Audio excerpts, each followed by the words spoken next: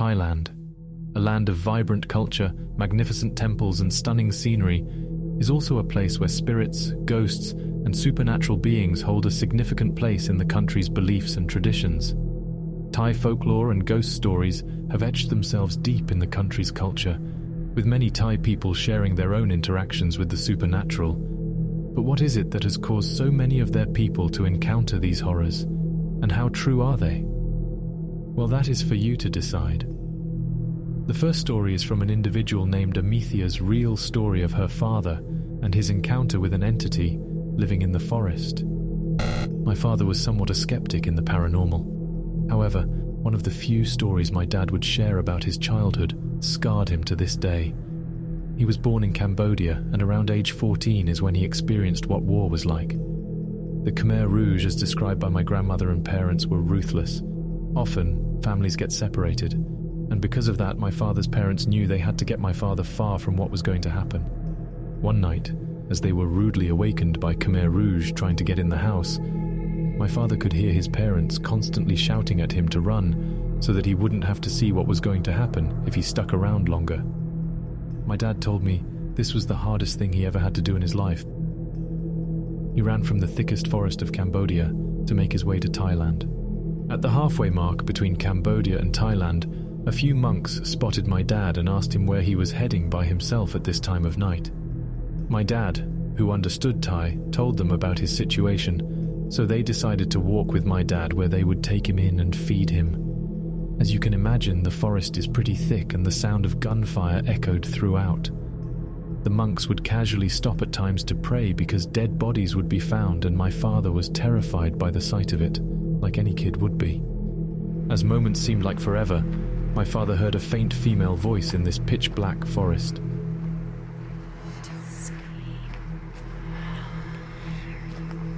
He looked up at the monks and noticed they started to chant and pray, because they heard it too.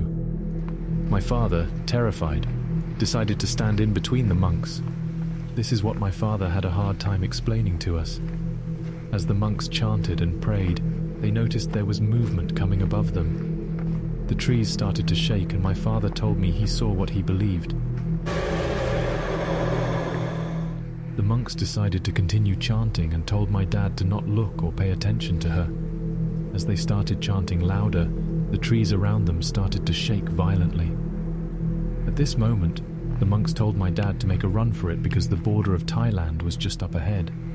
As he was running the entire time, he said that something was chasing him. He felt like something was nearly at his back but was far out of reach. He numbed out the pain from his feet and continued running. Whilst it felt like an eternity, he spotted some sunlight and pushed through the last few steps out of the forest. Whatever that was chasing him stopped, and my father decided to turn around. He spotted the monks coming out, and he said they looked as if they had fought someone, or something. My dad asked the two monks if they saw what he saw. They said yes, and they thought having him run ahead would keep whatever it was away. But they said once my dad took off running, that thing was chasing him, the entire time. Whatever it was that the father encountered, the supernatural dangers surrounding Thailand do not stop there. The next story is one of Thailand's most well-known urban legends, and to this day is a source of fear and horror. The story of Mae Nak Phra Khanong. Nak was a beautiful young woman who lived on the banks of the Phra Khanong Canal. She had an undying love for her husband Mak, but fate cruelly had something else planned for them. When Nak was pregnant, Mak was conscripted into the Thai army and sent to the Kengtung Wars. He was seriously wounded and was being nursed back to health in central Bangkok. But the worst was yet to come. As Mak was fighting for his life in the army hospital, his wife was doing the same on the birthing bed. Whilst Mak was able to overcome his predicament, the same could not be said for Nak, and she would find herself deceased, with her infant baby joining her. Mak, having just experienced the horror of war, returned home with the hopes of restarting his life with his loved one, and was excited to find his wife and child waiting for him. His neighbours, hearing the news of Nak's passing, were left bewildered and tried to subtly warn Mak the news of which they feared. Mak, however, brushed them off, thinking only about how overjoyed he was to be reunited with his beloved wife and child. and life seemed perfect once again. As Mark continued resettling back into normal life, he began to notice unusual conduct from Nak, including a sudden increase in affectionate behavior. He would just brush this off as her being excited to see him, but one day, as Nak was preparing nam phrik, she dropped a lime off the porch. In her haste to retrieve it, she stretched her arm to an impossible length to pick it up from the ground below. Mark watched in disbelief as he realized his wife wasn't human. He tried to run away from her, but she followed him everywhere. Mark couldn't escape the terrifying presence of his undead wife. According to Thai folklore, ghosts are afraid of sticky blumea leaves, so Mark hid behind a blumea balsamifera. He then ran into Wat Mahabut temple, which is a holy ground a ghost cannot enter. In her grief, Nak terrorized the people of Phra Khanong, furious at them for causing Mark to leave her. She couldn't bear the pain of losing him again. The townspeople were frightened and didn't know how to deal with the ghostly presence that haunted them day and night. Finally, a powerful exorcist was called upon to capture Nak's ghost. After confining her in an earthen jar, he threw it into the Phra Khanong canal. But the townspeople could still hear her ghostly wails, haunting them even after her confinement. Here is where the story differs. In some regions of Thailand, an old couple new to Phra Khanong find the jar while fishing, whilst in others, two fishermen dredge up the jar. Either way, the jar was opened, and Nak was freed. It is said that even today, the ghost of Nak still roams the banks of the Phra Khanong canal, looking for her beloved Mark and seeking revenge on the people who caused him to leave her. And though the exorcist tried to confine her, her spirit lives on.